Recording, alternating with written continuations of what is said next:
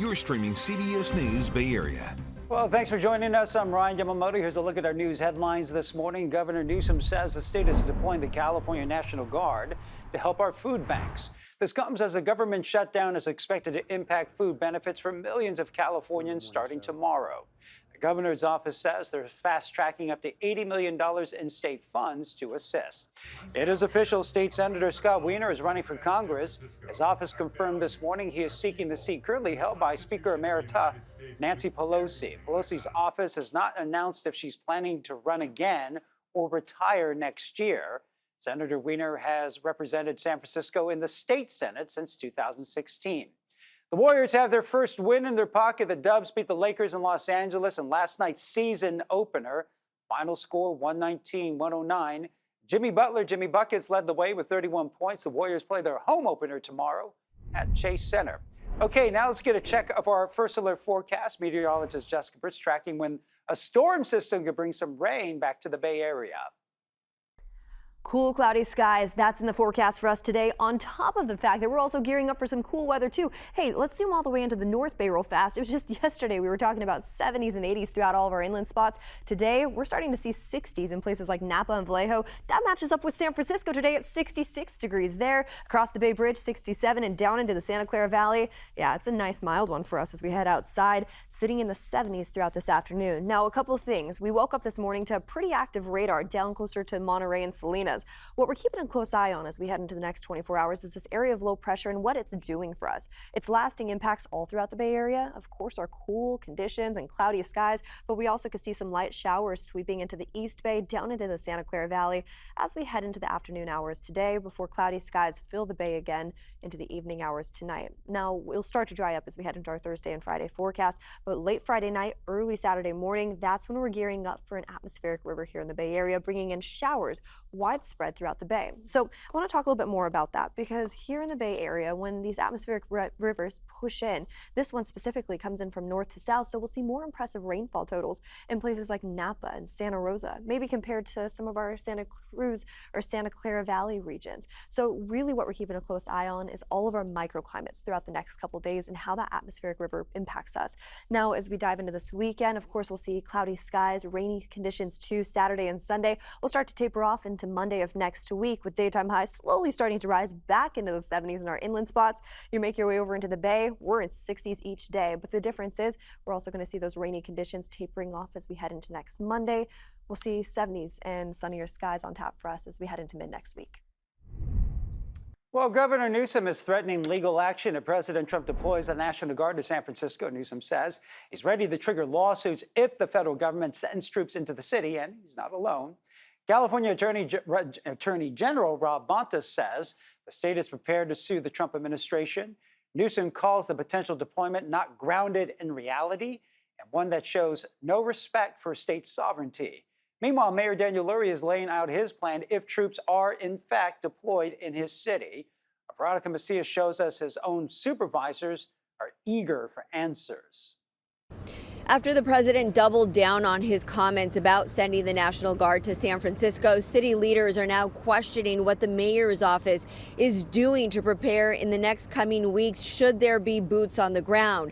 Mayor Daniel Lurie saying he's been preparing for a federal intervention since the day he took office. The discussion of the possibility for the National Guard to arrive in San Francisco came up during a regular monthly meeting yesterday. However, Mayor Daniel Lurie didn't provide any specific details, only saying his office is preparing for a range of scenarios. He explains he is regularly meeting with safety leaders and the city attorney's office to coordinate a response. He stressed how his priority has always been keeping the people of San Francisco safe.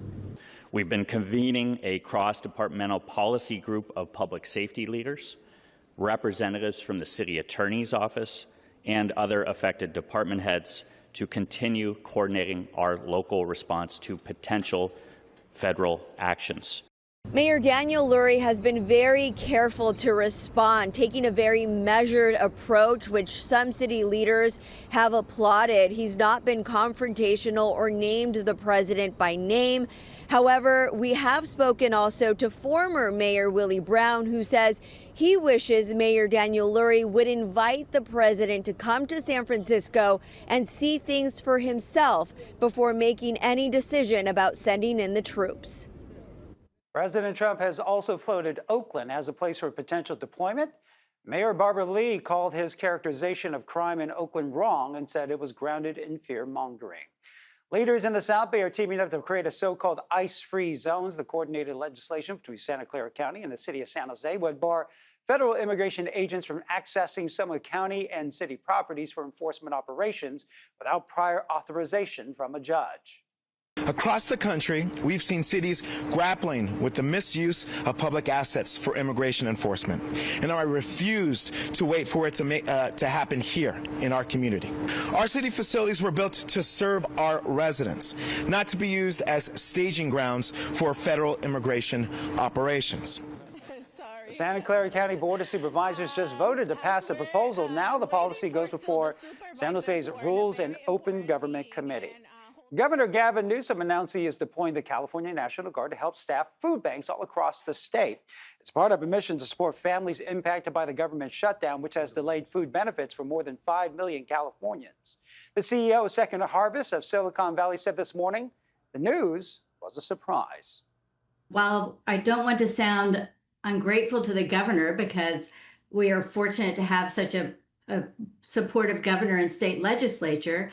And the National Guard was critical during the pandemic to food banks because we suddenly had to double the amount of food we were distributing. Of course, people were staying home because of concerns about COVID. And so the National Guard was a lifesaver for us. We had actually 200 Guard members at our food bank for months and months on end. He also says what's important for now, the organization is to find the food and funds for the increase in demand from the shutdown. This all comes as the clock is ticking for millions of Californians who rely on food assistance programs. Tomorrow is the cutoff day to reload those food stamp cards. That means starting next month, thousands could lose food assistance, many of them children and seniors. One Bay Area recipient did not want his face on camera, but tells us he works full-time as a driver for Uber and needs food assistance because what he earns is just not enough. $296 doesn't get you very far when you're feeding a couple of people. SNAP is really our nation's first defense against hunger, right? So am I going to pay my rent or am I going to buy groceries this month? Like, these are the decisions that people are going to be forced to make. About 5.5 million Californians receive SNAP benefits. San Francisco State Senator Scott Wiener making it official this morning, announcing he will run for Congress. I'm Scott Wiener. I'm running for Congress to defend San Francisco, our values, our people, and the Constitution of the United States with everything I have. I stood up to violence and hate my... The 55-year-old Democrat says San Franciscans deserve a leader who can stand up to President Trump's extremist agenda. This, of course, raises questions as Speaker Nancy Pelosi still holds, former Speaker Nancy Pelosi still holds that District 11 seat he is running for. Reed Cowan and Max Jarrow spoke to Senator Weiner about that today on our morning edition. I've got to ask right off the top, I've got your release here. It talks about Congressional District 11. Does not one time use the name of Speaker Emerita Nancy Pelosi. Are you saying that you're feeling like this is going to be an election where you go head-to-head with Nancy Pelosi? So this really isn't about Nancy Pelosi. This is about the future and this moment in time where we have rising authoritarianism and cost of living increase. We need to really help make people's lives better. And it's about going forward for the future and representation of San Francisco.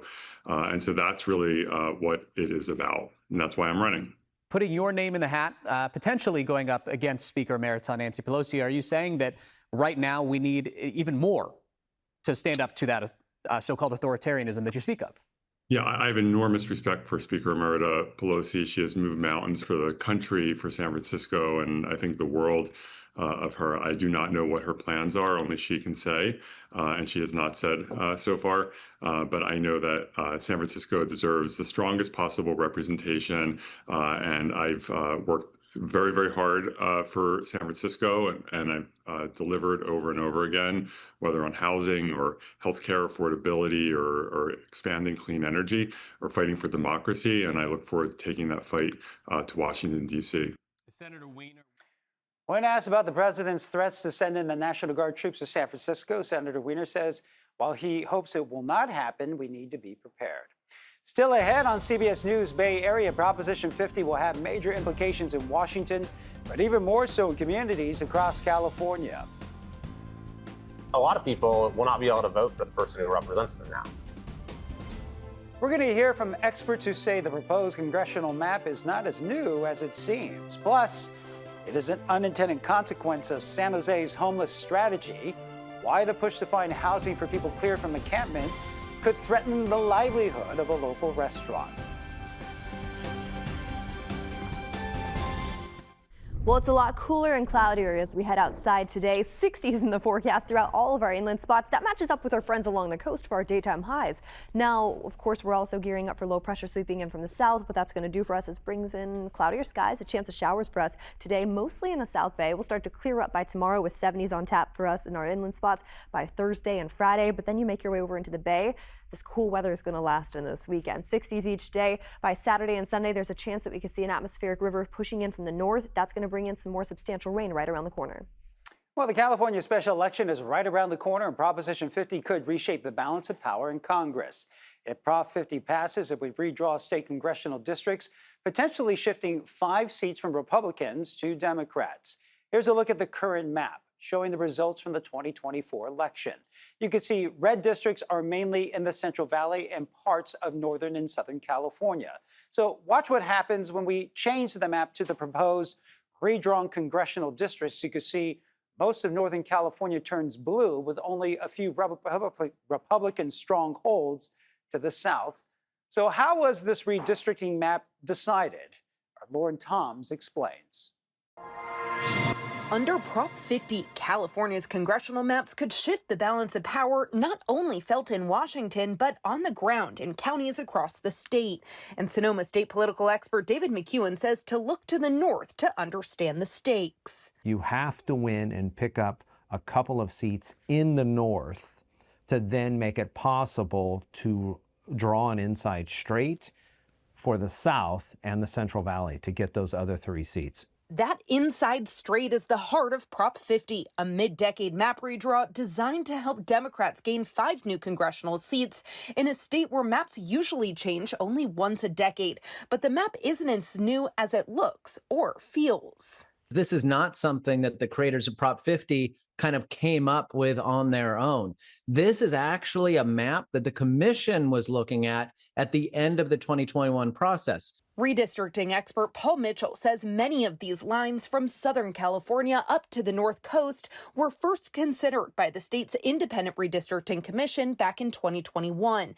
The difference this time, a clear political intent to move just enough Democrats into Republican-leaning districts to offset Republican gains in Texas. Kind of the starting point for the California maps, being a nonpartisan map, made it a lot easier to achieve these gains for Democrats without disrupting the majority of the state's districts. But Republicans call it a power grab. Congressman Kevin Kiley says under the proposed map, his district would be split 6 ways.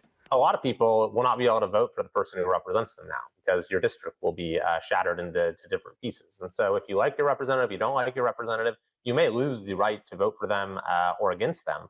Kiley warns that sidestepping the state's independent process approved by voters to prevent gerrymandering will weaken trust in mixed communities that share little in common, linking solidly blue Marin County to Trump-supporting areas near the Oregon border, all under one representative. Suddenly you have a representative who also represents very different communities that have maybe an entirely different set of interests. And so people are going to be left in many cases without any sense that they have their own representative in Congress. They're advocating for them and fighting for them. And as McEwen teaches that every map tells a story, this one shows how politics, power, and place collide. These are very divergent and different communities that do not see the world the same way and reflect, I think, the diversity of California and its political interests. Meanwhile, lawmakers in North Carolina have approved a new congressional map aimed at helping Republicans gain a seat in the House. An invasive mosquito species known for spreading disease has been spotted in Dublin for the very first time. The county's mosquito abatement district says an adult mosquito known as Aedes aegypti was found in central Dublin. It's also known as the yellow fever mosquito, but it's also known to also carry dengue and Zika. Over the last years, it has also shown up in Pleasanton, Livermore, and Fremont, as well as 26 other counties statewide. County officials warn residents to make sure they do not have any standing water. Another thing to look out for, the females will lay their eggs on the side of containers like buckets, bird baths, potted plants, pet bowls, even children's toys left outside. The district says it's working with Dublin officials to inspect properties near where the mosquito was found. A family-owned restaurant could become unintended collateral damage in San Jose's fight to end homelessness. Over the past few months, we have reported on the city's extensive efforts to clear out encampments, like the ones at Columbus Park near the airport. Well, some homeless people have been moved into temporary housing at local hotels. One of those spots, the Allura Inn, is located on Oakland Road, just a couple of miles from Columbus Park. But there's one problem. The inn shares its small parking lot with a Mexican restaurant. Our Kelsey Thord spoke with a restaurant owner who says the city's move is costing them customers.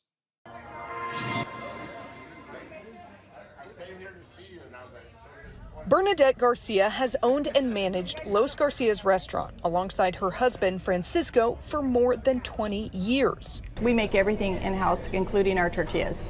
The two are a match made in heaven. Francisco has been cooking since he came to the U.S. from Mexico when he was just a teenager. And Bernadette comes from a family who owned a restaurant in Milpitas for 30 years. Los Garcias means the world to them and has helped put their kids through college. It's been our life. We've worked and worked, all of us. My husband's here from morning to close, 6 days a week, and on his day off on Monday, he's here to clean. The restaurant has been a neighborhood favorite for decades, packed all times of the day with newcomers and regulars alike. But a few months ago, that all changed. We can't serve our customers. We just can't do it. Bernadette says back in July, the motel right behind her restaurant was converted by the city into temporary housing for the homeless. Her restaurant shares a parking lot with the motel. But when the city took over, they put up a fence blocking her customers from using any of the motel parking spaces. Our guests don't have a parking. They're not able to come in and get out right away. Either they're waiting or they have to come back.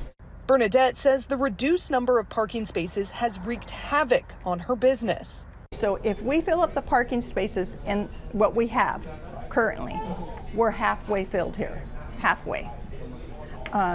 And that just doesn't cut it. We have half customers.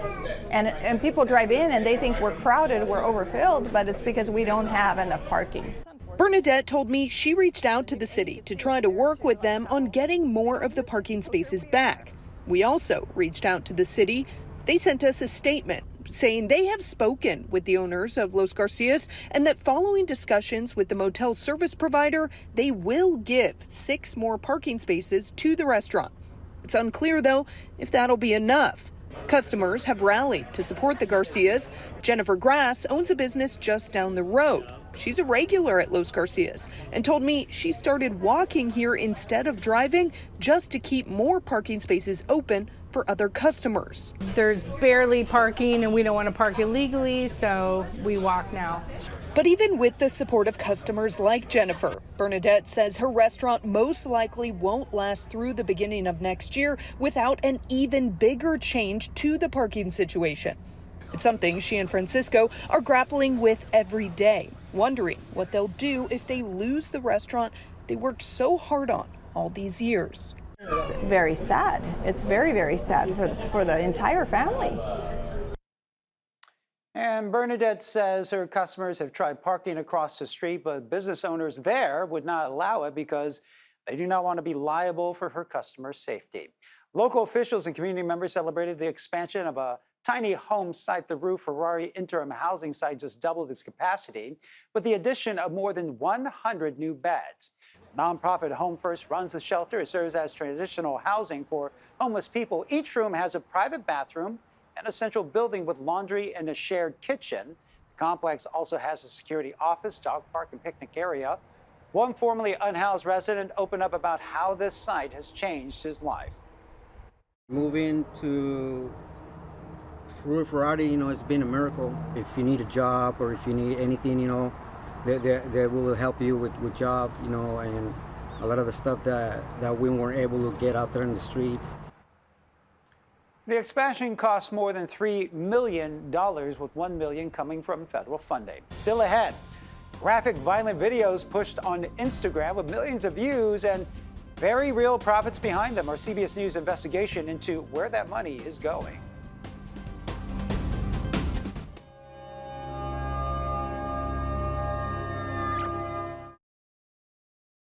Daytime highs today about 8 degrees below average, all the way over into Concord, about 7 degrees below average up into Santa Rosa. That puts us in the 60s today throughout the North Bay, the East Bay, and all the way down into the Santa Clara Valley. Another thing to mention, too, along that cool, cloudy coast today, we're still under a beach hazard statement with that northwesterly swell. We can see really strong rip currents and sneaker waves. Today is not the day to be heading out there to the bay or to the coast by any means. Now, last but not least, I want to talk about what's coming this weekend, because I'm sure you've heard an atmospheric river is hitting the west coast. Now, it's starting in the Pacific Northwest. By Friday night into Saturday morning, we can see those showers tracking off into our local communities. So we're going to keep a close eye on that as we head into this weekend's forecast. I really wanted to show you the next 7 days. We do have showers on tap for us Saturday and Sunday, clearing up a bit more as we head into next Monday and Tuesday, with 70s right around the corner in the Bay. Well, we're diving into the violent world of the internet. Earlier this year, a glitch spread graphic, violent videos to unsuspecting Instagram users. Instagram's owner says it has fixed the problem and now has filters to protect younger users. But a CBS News data dive finds violent content is still pervasive on Instagram Reels. Ashar Karashi has the report, and we caution you, some of the subject matter is disturbing. Jack Hughes says the gory videos that popped up on his Instagram feed in February were unlike anything he'd seen before. It's worse than anyone could imagine. It's like I saw someone getting their head squished like a watermelon. Though the 19-year-old from Wisconsin understands algorithms drive his feed, he says the violent videos appeared without warning. Oof. Did you wonder why this stuff was populating your feed? I had no idea. It turns out that day in February, according to Meta, Instagram's parent company, its algorithm malfunctioned, pushing graphic and violent content to users worldwide. A CBS News investigation found violent and graphic content depicting injury or death, known as gore, remains widespread on Instagram Reels. Between February and April, we identified more than 600 accounts posting real-world violence. And that content isn't just shocking, it's profitable. We found Instagram hosts a thriving gray market where gambling sites, crypto apps, and porn agencies pay to slip ads in between the gore. Shootings, car crashes, stuff like that. Matthew Furman is one of those profiting from gore videos. A 22-year-old college student, he uses a dozen phones and hundreds of email accounts to share content with his 18 million followers across 80 Instagram accounts. On an average month, how many views would some gory, violent content that you post get? Close to 1 billion across all my accounts. 1 billion with a B? Mm-hmm. With those views, shares, and likes, Furman builds connections with other creators and makes money helping them gain followers, earning him up to $70,000 a month. He claims a higher purpose to his postings. Some of it's pretty disturbing to look at, don't you think? Yeah, but it's to raise awareness so people know, like, don't play with guns. So you think it's more educational than voyeuristic? Yeah. Does Meta make money when this type of content gets engagement? 100%. Ravi Iyer is a former Meta executive who oversaw content moderation. I don't think Meta's responsible for every bad thing that happens on the internet or happens on their platform. People are going to do bad things, but they've created an environment where people are effectively getting paid to do bad things. We asked Meta repeatedly about their specific enforcement actions. While they wouldn't answer questions about our findings, they provided a statement that read in part, "It's our policy not to recommend violent content, restrict it from being monetized, and add warning labels. And for teens, we aim to hide graphic content entirely, even if it's shared by someone they follow." For millions of users, the question now isn't just what they see online, but what Meta lets them see. And a Meta spokesperson also told CBS News the platform does its best to protect its hundreds of millions of users from seeing harmful content. Coming up in our next half hour in CBS News Bay Area, a metal business that has survived for more than a century is finally closing up shop. We're going to speak to the third-generation owner about why they do not fit in the modern world. I would have never been able to predict it 10 years ago, and I feel sorry.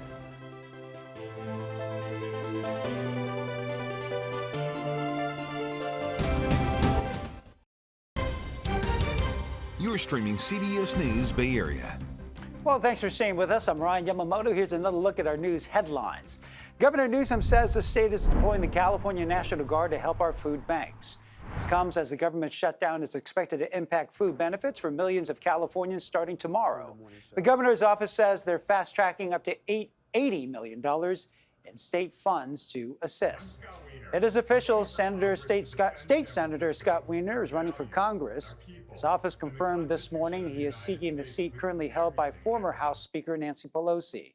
Pelosi's office has not announced if she's planning to run again or retire next year. Senator Weiner has represented San Francisco in the state Senate since 2016. The Warriors are in the win column. The Dubs beat the Lakers in Los Angeles in last night's season opener, final score 119-109. Jimmy Butler led the way with 31 points. The Warriors play their home opener tomorrow at Chase Center. Okay, let's get another check of our first alert forecast with meteorologist Jessica Birch.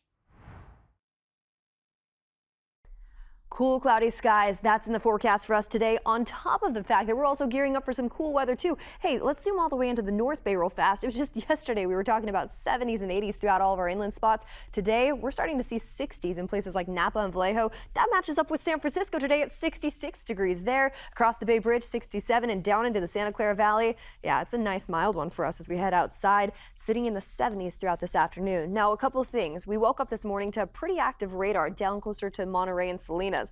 What we're keeping a close eye on as we head into the next 24 hours is this area of low pressure and what it's doing for us. Its lasting impacts all throughout the Bay Area, of course, are cool conditions and cloudy skies, but we also could see some light showers sweeping into the East Bay, down into the Santa Clara Valley as we head into the afternoon hours today before cloudy skies fill the Bay again into the evening hours tonight. Now, we'll start to dry up as we head into our Thursday and Friday forecast, but late Friday night, early Saturday morning, that's when we're gearing up for an atmospheric river here in the Bay Area, bringing in showers widespread throughout the Bay. So I want to talk a little bit more about that because here in the Bay Area, when these atmospheric rivers push in, this one specifically comes in from north to south, so we'll see more impressive rainfall totals in places like Napa and Santa Rosa, maybe compared to some of our Santa Cruz or Santa Clara Valley regions. So really what we're keeping a close eye on is all of our microclimates throughout the next couple days and how that atmospheric river impacts us.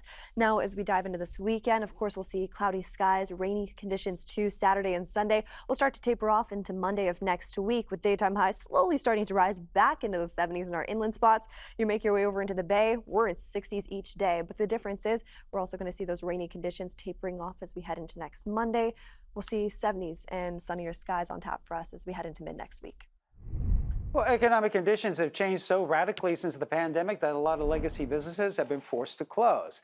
The latest is a 116-year-old metal shop in Berkeley that has become victim of new technology.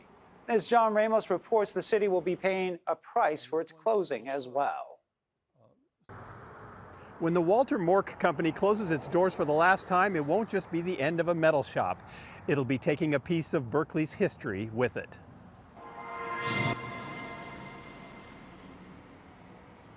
The business began in 1909, following the San Francisco earthquake, when Walter Mork brought his metal fabrication skills to Berkeley to open his own shop. My grandfather is this man right here with the balding head. Fred Mork ended up with the business, having it passed on to him from his father, Walter Jr. But now, as he walks through the cavernous building, he can't see a future, because in a few months, the Walter Mork Company will close down for good. I would have never been able to predict it 10 years ago, and I feel sorry. I feel sorry for the future generation that don't have the skills, are not interested in this kind of technology and don't want to learn about it. Computerized fabrication has taken so much business that shops like Fred's just can't make it anymore. Add to that the escalating costs of business, and there just isn't much of a future for the shop's workers. Fred's son-in-law, Berkeley Choate, is vice president and handles most of the business operation. Just not enough profitable volume of work. It's also very hard to find really good people anymore. Ironically, the more complicated the project, the better he does. The shop has been producing high-profile metal structures in Berkeley for a century, including an archway that pointed the way to the city's bustling manufacturing district. These days, the shop makes custom architectural features like this beautiful copper roof piece. Well, you wouldn't be able to build this with the computerized stuff. So is this something that's kind of disappearing from life these days? Well, it's harder and harder to get people to do it, for sure. But there are still some people who appreciate the art of hand craftsmanship. Scott Williams has learned to love working with the massive old machines, and on this day was fabricating a plate for the chassis of his motorcycle. Do you ever just buy something, or do you just make everything you need? It's a lot cheaper to make it. So the parts are expensive, so I'll just make them myself. But it's not just about the cost. He says there is a satisfaction in making something with your own hands. It's something he learned by working here. It's the best job I've ever had. Why is that? Because of the owner. He's a good guy. He trusts me. That's a nice feature to have. And he lets me use this place on the weekends. So that's awesome. And that feeling is clearly mutual. I'm also so proud of people like Scott that do want to learn about it and devote the rest of our lives to learning and perfecting the fabrication techniques that we use right here. Fred has spent years teaching young people the skills that were passed on by his father and his father before that. In a few months, another piece of Berkeley will pass into history, and though most will never know it, the city will have lost something important. Well, over the years, the shop has done metalwork for everything from Chez Panisse to the Alaska Pipeline. When it closes, Fred is hoping some kind of metalworking business can move in to carry on the tradition. Local businesses celebrating Diwali are feeling the impacts of President Trump's tariffs. The new India Bazaar stockpiled things like candles and decorations for the Hindu Festival of Lights. But the owners say they have been forced to raise prices on certain items because of the 50% tariff on the majority of Indian exports. We've seen anywhere between 15% to 50%. I think so the best ones are eating part of the cost, and we're eating part of the cost.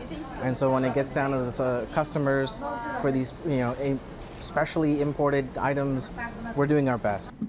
President Trump imposed that 50% tariff on India back in August after the country refused to end its oil trading partnership with Russia.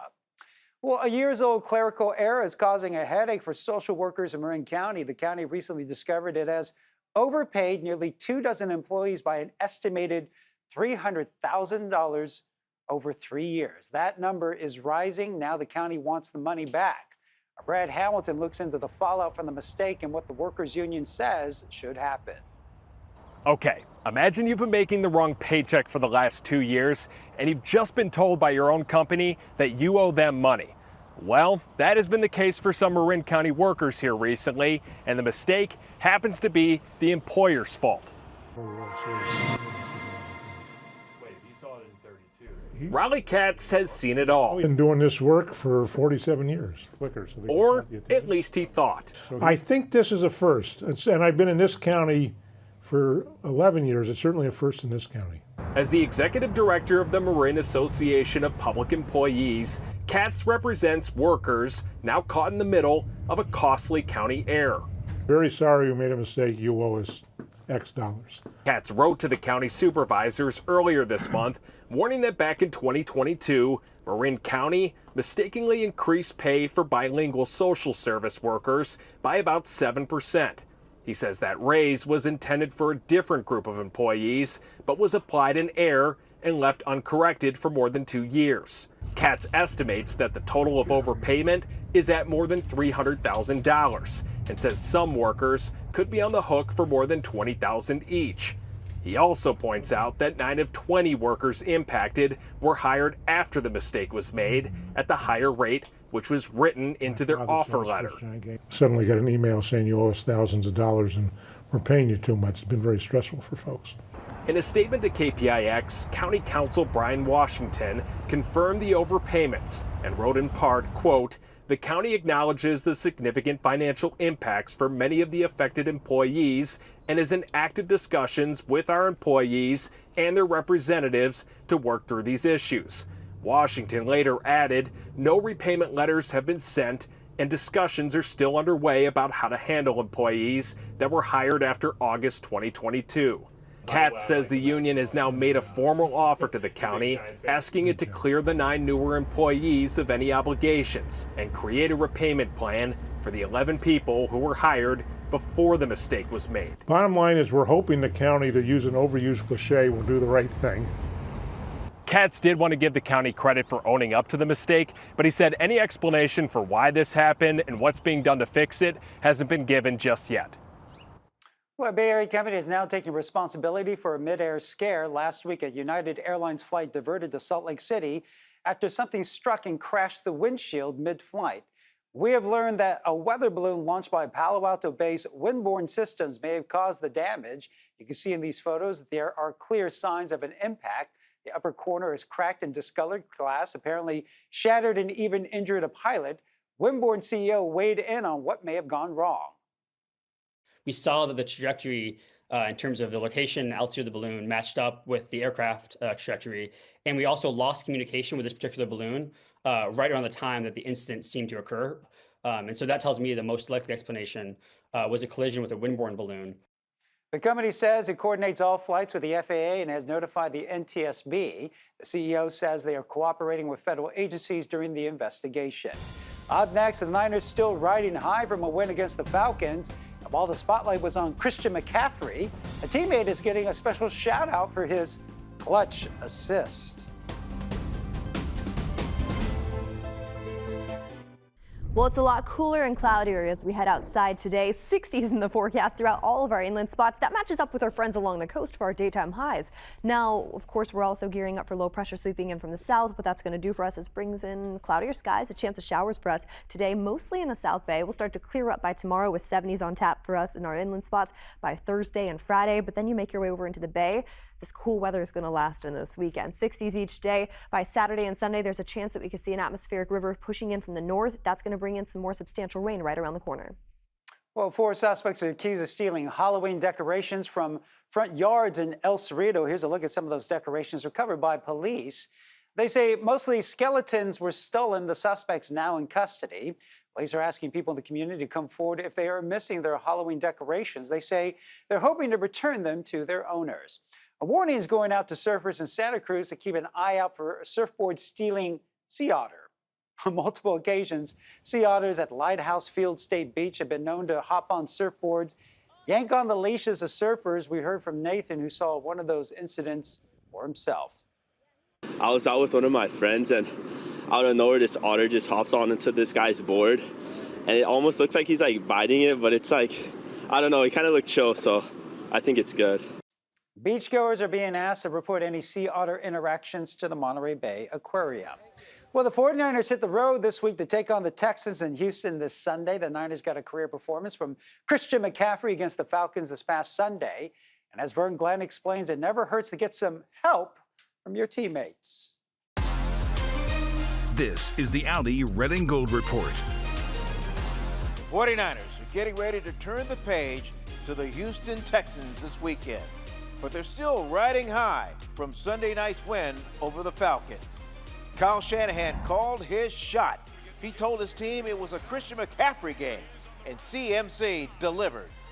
But credit lineman Connor Colby with the assist on his second score. The left guard dragged McCaffrey into the end zone, which turned out to be the knockout blow. Those are the kind of plays that are just character plays and, that are fun to be a part of. So appreciative of him for getting me in again. He did. Pulled him in there, didn't he? It's fantastic. That's a good Iowa guy. I had a front row seat. I was backside, so seeing that big 75 just grab him, I'm like, oh, I think that might work. With the Red and Gold Report, I'm Vern Glenn. And tune in tonight for our weekly's 49er Experience with Vern and Matt Lively. It airs at 7:30 on KPIX and streaming on the free CBS News app. But coming up, the plan to paint the town green, the vision, transform Oakland into an urban oasis. We live in a concrete jungle, but we got the beauty of having mountains and water right between us.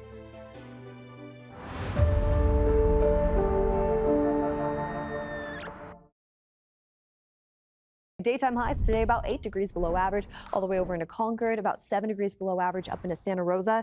That puts us in the 60s today throughout the North Bay, the East Bay, and all the way down into the Santa Clara Valley. Another thing to mention, too, along that cool, cloudy coast today, we're still under a beach hazard statement with that northwesterly swell. We can see really strong rip currents and sneaker waves. Today is not the day to be heading out there to the bay or to the coast by any means. Now, last but not least, I want to talk about what's coming this weekend because I'm sure you've heard an atmospheric river is hitting the west coast. Now, it's starting in the Pacific Northwest. By Friday night into Saturday morning, we can see those showers tracking off into our local communities. So we're going to keep a close eye on that as we head into this weekend's forecast. I really wanted to show you the next 7 days. We do have showers on tap for us Saturday and Sunday, clearing up a bit more as we head into next Monday and Tuesday with 70s right around the corner in the Bay.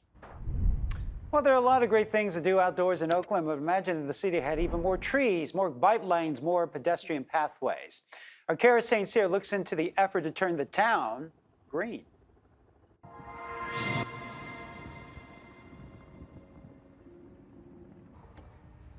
When David Ralston looks at a map of Oakland, he sees a path forward, specifically a greenway path. A greenway is a path, otherwise known as a pathway that's nature-based, that's naturalized. You got trees and grass.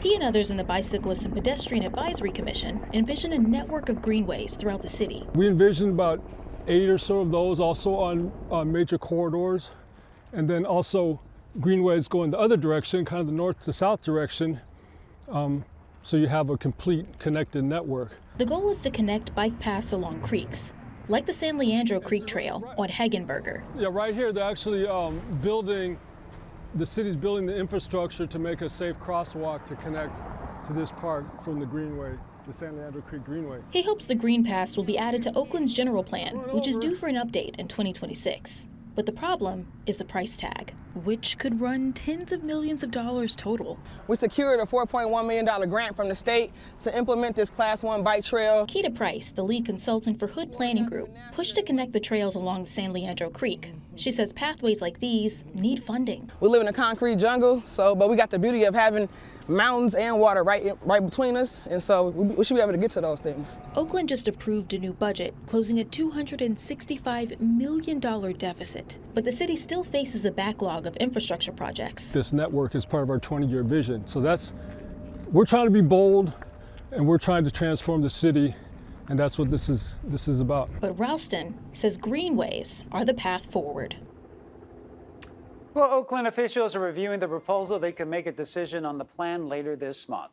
Regional Medical Center East San Jose celebrating a new beginning or two.